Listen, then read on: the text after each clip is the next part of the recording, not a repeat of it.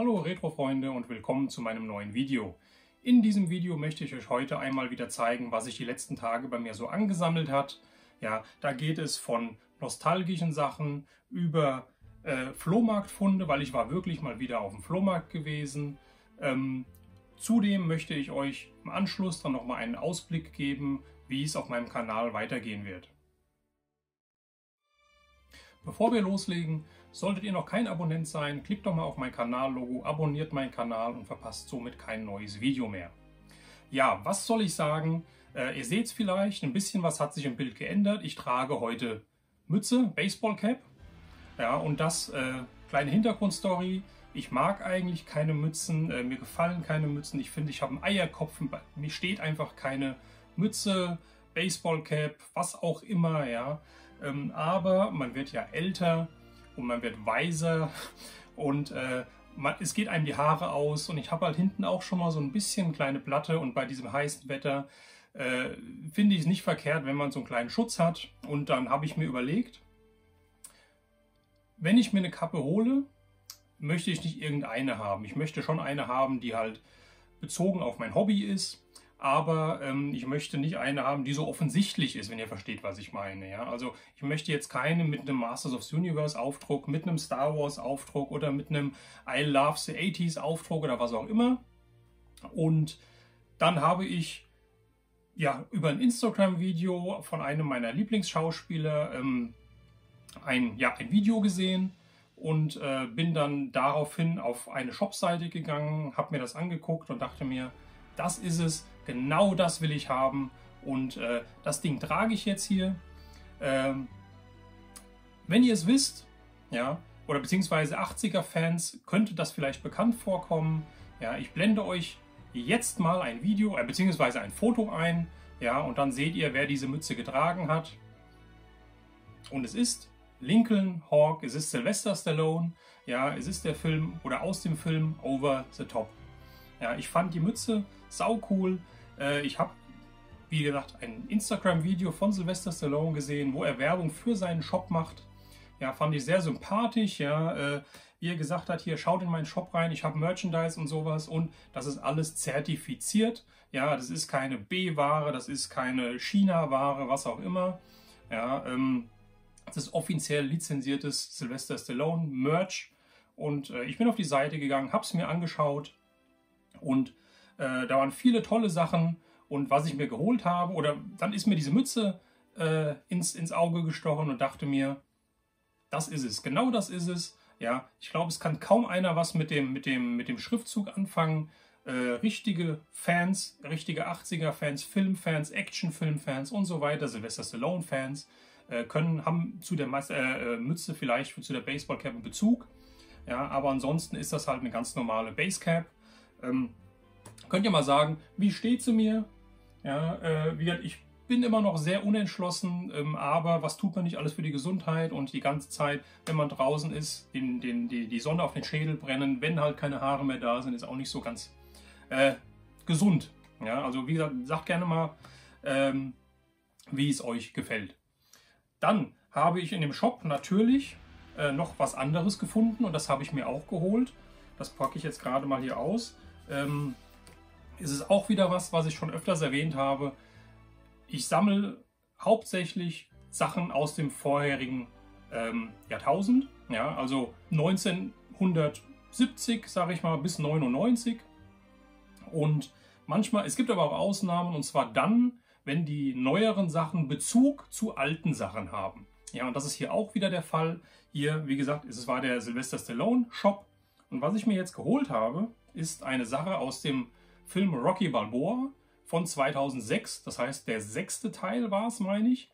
Ja, der aus der Rocky-Saga. Und zwar habe ich mir dieses DIN A4-Bildchen hier geholt. Ich hoffe, ihr könnt es gut erkennen. Ja, und es ist nicht nur einfach ein Bild, ja, sondern hier ist was ganz Besonderes dran. Und zwar ist das ein Stück von dem Ringboden. Ja, von dem Ringboden, auf dem Sylvester Stallone in dem Film gelaufen ist. Ja, es ist ein Echtheitszertifikat dabei. Das blende ich euch gerne auch nochmal ein. Da steht halt drauf, this piece of material is cut from the last ring floor used by Sylvester Stallone as Rocky Balboa in his final fight versus Anthony Tarver. Das heißt, in dem Endkampf, ja, es war dieser Ringboden, hat am Endkampf, war ausgelegt. Ja, den haben sie dann halt nach dem Film zerschnitten und haben ihn dann einzeln verkauft. Das heißt, es ist ein ganz kleines Stückchen, aber es ist ein Stück Filmgeschichte, es ist ein Stück Sylvester Stallone Geschichte und es ist ein Stück Rocky-Geschichte. Ja. Und dann konnte ich nicht Nein sagen, ich musste es mir holen, dieses Teilchen hier. Ja. Ich glaube, das Ding hier hat mich 60 Euro, glaube ich, $60 gekostet oder 65 Dollar, 65 meine ich. Die Mütze hat mich $35 gekostet. Sprich, ich kam auf $100. Ja. Versand waren nach Deutschland, also US-Shop natürlich, Versand waren nach Deutschland um die $20 oder $25. Das heißt, sagen wir mal 25, das heißt, ich war bei $125. Jetzt ist der Euro aber verdammt stark aktuell und der Dollar relativ schwach. Das heißt, ich habe dann umgerechnet in Euro 100 Euro bezahlt, inklusive Versand. Das heißt, der Versand war quasi umsonst aus den USA, wenn man es so rechnen will. Ja. Könnt ihr mir gerne mal sagen, was ihr davon haltet. Wie gesagt, ein Stück Ringboden aus dem Rocky Balboa Film von 2006.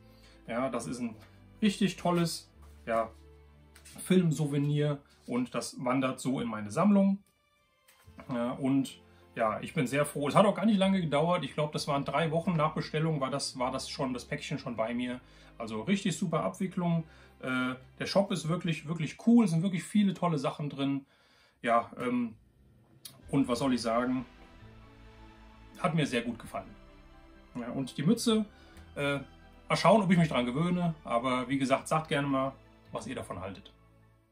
Dann, das Weitere ist, ihr könnt es nicht glauben, oder ihr glaubt es nicht, ich war wieder auf dem Flohmarkt. Ja, der erste Flohmarkt, von dem ich es zumindest mitbekommen habe, der bei mir in der Region endlich wieder stattgefunden hat. Hier in Mittelhessen war der Flohmarkt in Wetzlar, ja, am Solarpark. Der Flohmarkt war ja relativ gut befüllt, ja, also es war kein Standplatz mehr frei, er war relativ groß, so habe ich den gar nicht in Erinnerung gehabt. Wahrscheinlich sind die Leute jetzt alle froh, dass wieder Flohmarkt losgeht und wenn es wirklich der erste war halt dementsprechend viel los. Es war alles relativ gut geregelt, das heißt, man musste natürlich Mundschutz tragen. Ja, der Einlass war geregelt, es gab einen separaten Eingang, es gab einen separaten Ausgang auf diesen Parkplatz oder auf diesen Platz hin. Ja, das haben sie gut gemacht. Sie haben halt Märkchen verteilt am Eingang. Wenn halt die Märkchen gegen 2 Euro Schutzgebühr, die hat man dann am Ende wiederbekommen, wenn man raus ist. Das heißt, wenn kein Märkchen mehr da war, dann waren genug Leute auf dem Platz, dann haben sie erstmal keine mehr reingelassen. Ja, also quasi eine Regulierung der Personenanzahl auf dem Gelände. Fand ich sehr gut. Ja, hat mich sehr gefreut, endlich auf den Flohmarkt zu gehen. Und ich habe tatsächlich was gefunden. Eine kleine, aber feine Ausbeute, die möchte ich euch jetzt zeigen. Und zwar angefangen hat es an einem Stand, der bei mir, oder ja, ein Stand kann man es nicht nennen, sondern es gibt da so einen Menschen, sage ich mal, wahrscheinlich ein Unternehmen, die halt früher vor diesem Corona-Lockdown, ja, den ich fast auf jedem zweiten Flohmarkt hier in der Gegend getroffen habe, der hat immer so Bananenkisten gehabt. Ja, der hat wahrscheinlich irgendwie Entrümpelungen gemacht, Haushaltsauflösungen gemacht und hat dann immer so 30, 40, 50 Bananenkisten auf dem Boden stehen gehabt, wo man durchlaufen konnte. Ja, und der war diesmal wieder da, haben einen kurzen Plausch gehabt, dann habe ich was gefunden bei ihm und dachte mir, das ist cool, das nehme ich mit. Und zwar ist das eine VHS-Kassette, ich zeige es euch mal hier, von der Serie Star Trek Next Generation mit Captain Jean-Luc Picard. Ja, und zwar heißt es hier auf der Suche nach neuen Galaxien. Das ist quasi wahrscheinlich ein Fernsehfilm, ja, beziehungsweise 2 Teile aus der Fernsehserie, 96 Spielminuten, das macht ungefähr Sinn, so eine Folge ging 40, 45 Minuten wahrscheinlich, ja, und ist von 1988 die Videokassette. Die Hülle ist in einem schönen Zustand und mir gefallen halt diese 80er Jahre Bilder eigentlich, Artworks. Ja, es ist eine Verleihkassette aus der Videothek damals, vom Deutschen Videoring, sieht man auch noch hier. Die wurde dann irgendwann da aussortiert und für 5 D-Mark angeboten oder verkauft. Ja. So, die Kassette ist auch noch im Top-Zustand. Ich habe geguckt, das Band ist weder verschimmelt noch sonst irgendwas. Ja, richtig schön. Und für die Kassette habe ich einen ganzen Euro bezahlt. Da dachte ich mir, die nehme ich so mit. Ja, wandert so in meine Sammlung rein. Ja, und eine neue Videokassette. Ja, dann war ich oder bin ich den Stand abgegangen, die weiteren Stände abgegangen und habe dann wieder einen Stand gefunden. Da waren Schallplatten, wie ihr wisst, ich sammle ja Schallplatten, ich sammle Musik, also Hörspielschallplatten, vornehmlich aus den 70er, 80er Jahren. Und der hatte Schallplatten da stehen, der hatte auch ein paar Comics da liegen und habe ihn gefragt, was er da haben möchte für. Sagte für die Schallplatten 2 Euro das Stück, dann habe ich die kurz durchgeblättert. Dann im Nachhinein habe ich dann die Comics gesehen. Ja, da waren 2 Stück, die mich interessiert haben. Auch gefragt, was er für die 2 Comics haben möchte. Da sagte er, hier, gib mir für beide 1 Euro. Da habe ich auch nicht mehr verhandelt. Ja, und die Schallplatten, die ich bekommen habe, sind einmal eine Marius Müller-Westernhagen Schallplatte, ja, von 1984. Hier ist sogar noch ein Preissticker in D-Mark drauf. Die hat mal 21,90 Mark gekostet. Ja, die Sonne so rot, ja, heißt das Album. Da sind Sachen drauf wie Mackie Messer, Keine Zeit, ja, oder Ich bin ein Mann. Ja, also wer deutsche Musik, 80er Jahre Musik mag, ja, der sollte die Lieder wahrscheinlich kennen. Ja, es ist das Original Inner Slave dabei, ja, das Inner Sleeve dabei. Ja, also 2 Euro dafür mache ich gerne mit. Da habe ich auch gar nicht mehr verhandelt. Ja. Die zweite LP ist eine auch von jemandem, den ich sehr, sehr liebe, kann man fast schon sagen, ist Elvis Presley. Ja, auch wieder eine Schallplatte. Die ist von 81, das heißt, da war er leider schon 2 Jahre tot oder 3 Jahre tot sogar schon.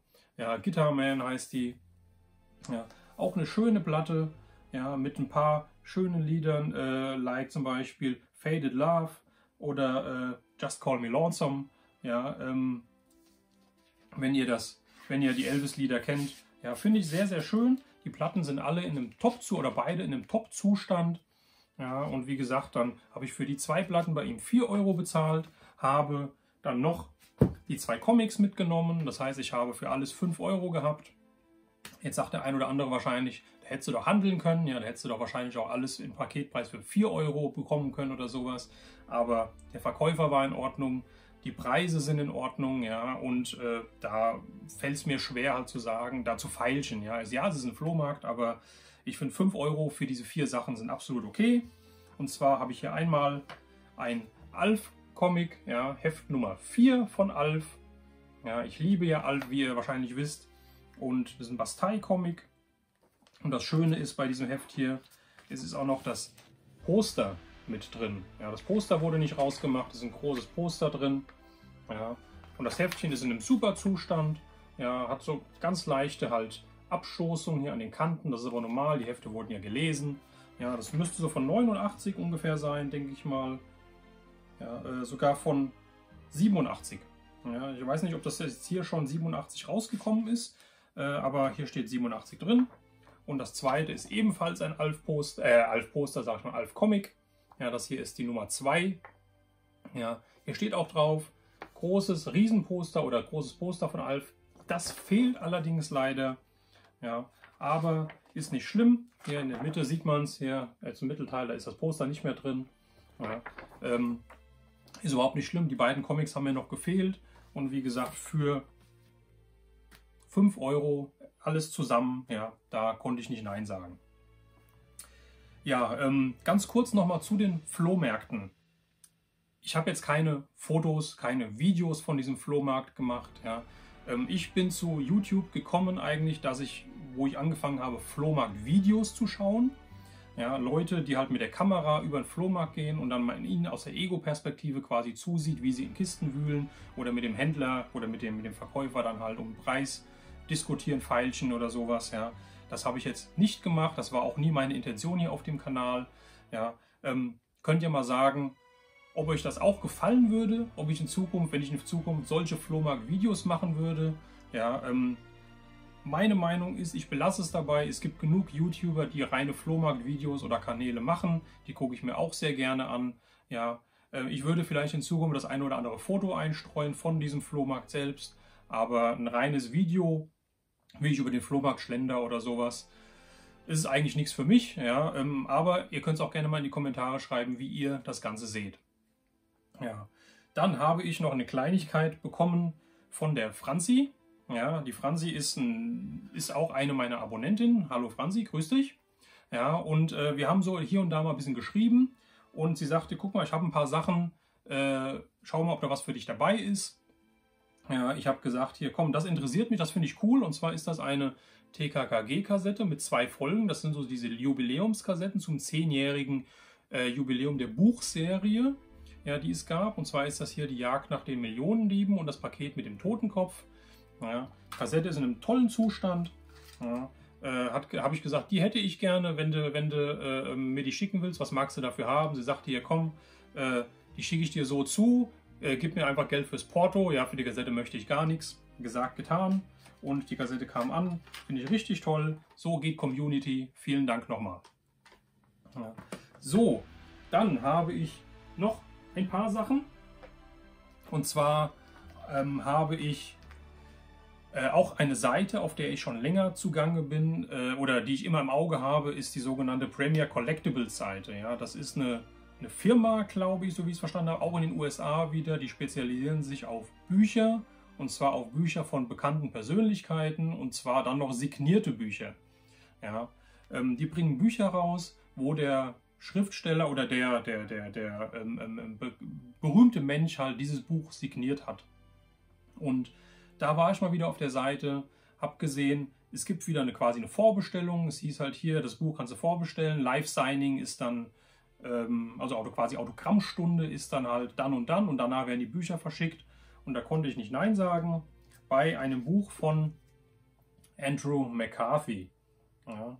Andrew McCarthy nennt sich Pratt, an 80s Story, ja, genau meine Wellenlänge. Ja, Andrew McCarthy ist ein Schauspieler, der in den 80ern vornehmlich bekannt war, in Filmen, in so prägenden 80er Jahre, meistens Komödien mitgespielt hat, wie, ja, was soll ich sagen, wie zum Beispiel Pretty in Pink, ja, Manneke hat er mitgespielt, Immer Ärger mit Bernie hat er mitgespielt, St. Elmo's Fire, ja, also ein richtiger 80er Jahre, ja, Jungschauspieler. Und da geht es darum, um das sogenannte Brat Pack. Ja, es gab ja früher das Rat Pack in den USA. Das hat aus so Größen wie Frank Sinatra, Sammy Davis Jr. und so weiter bestanden. Und in den 80ern hat dann die Filmindustrie quasi oder die Reporter damals halt das Brat Pack ins Leben gerufen. Und da haben sie alle Jungschauspieler quasi reingepackt. Ja, da war dann, wie gesagt, Andrew McCarthy dabei. Da war Emilio Estevez dabei, da war Demi Moore dabei, da war Patrick Swayze dabei, Charlie Sheen und so weiter. Die haben sie halt als Brat Pack benannt, als die jungen Wilden von Hollywood. Einige sind ganz große Stars geworden, andere sind so in so Fernseh- und TV-Serien versunken, andere sind gar nicht mehr auf dem Bildschirm erschienen. Ja, aber das ist eine schöne 80s-Story und das Tolle ist, es ist hier immer ein Zertifikat of Authenticity dabei, das heißt von diesem Premier Collectibles, dass es halt auch wirklich handsigniert ist von dem Darsteller oder von dem Musiker oder was auch immer. Und hier seht ihr auch dann die Unterschrift von ihm drin. Ja. Das Tolle ist, wenn man sich so eine Sache bestellt, so ein Buch bestellt, was jetzt quasi angekündigt ist, dann bekommt man auch nochmal eine Info, wann das Live-Signing ist, also wann diese Autogrammstunde ist. Ja, mit einem Link, da kann man sich dann drauf zuschalten, da kann man halt, das geht dann meistens so eine Stunde ungefähr, wo man dann auch Fragen stellen kann. Ja, wenn man Glück hat, wird seine Frage vorgelesen und er beantwortet in dem Live-Signing halt, währenddem er die Bücher unterschreibt, halt deine Fragen. Finde ich richtig toll und wieder ein schönes Buch, um in Erinnerungen zu schwelgen. Das nächste sind nochmal eine andere Kategorie, und zwar Schallplatten. Ich habe hier einmal, die habe ich schon lange vorbestellt gehabt, ja, eine Schallplatte, ich weiß nicht, ob man es erkennt. Ja, es ist sehr auffällig im Design der 3 Fragezeichen gemacht. Und zwar ist das eine Schallplatte des Komponisten Manuel Backert. Ja, Manuel Backert, die Platte heißt Most Wanted. Das Besondere hier ist, Manuel Backert ist ein Komponist, der in den 80ern und in den Ende der 80er für Europa Hörspielmusik geschrieben hat, die dann halt in Serien wie 3 Fragezeichen, steht hier noch irgendwas dabei, ich glaube Honey und Nanny und so weiter, Barbie, ganz viele Musikstücke gemacht hat und die gab es so halt erstmal nicht einzeln, nicht wirklich. Hat dann eine Ankündigung gemacht, die habe ich irgendwo gesehen. Und es gab eine limitierte Auflage von diesen Schallplatten dann zu bestellen. Ja? Und ich habe das gemacht. Die Schallplatte hat mich, glaube ich, 22 Euro, 25 mit Versand gekostet oder so.